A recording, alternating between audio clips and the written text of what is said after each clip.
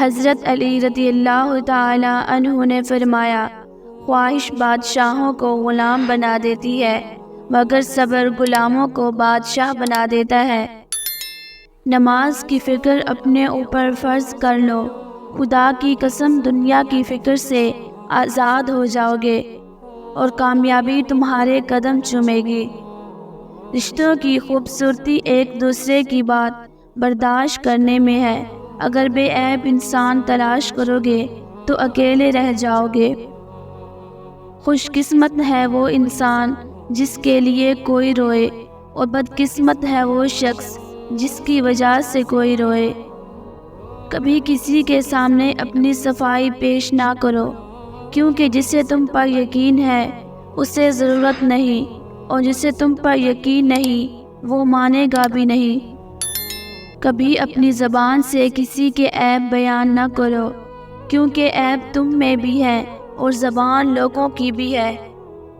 صبر ہلانے والی مصیبتوں کو آسان بنا دیتا ہے۔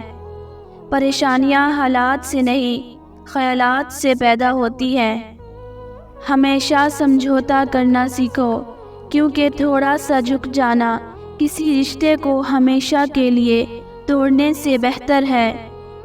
حضرت علی رضی اللہ تعالی عنہ نے فرمایا، دو چہرے انسان کو کبھی نہیں بھولتے، ایک مشکل میں ساتھ دینے والا اور دوسرا مشکل میں ساتھ چھوڑ جانے والا۔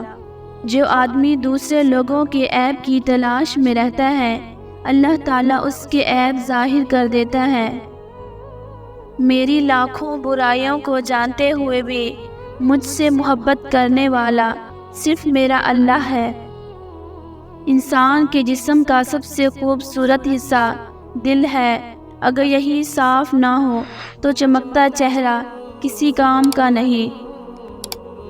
کسی کا چاہنا ہو تو دل سے چاہو، زبان سے نہیں، اور کسی پر غصہ کرنا ہو تو زبان سے کرو، دل سے نہیں۔ حضرت علی سے پوچھا گیا کہ کیسے پتہ چلتا ہے کہ کون کتنا زیادہ قیمتی ہے؟ حضرت علی رضی اللہ تعالی عنہ نے فرمایا، جس انسان میں جتنا زیادہ احساس ہوگا وہ اتنا ہی قیمتی ہے۔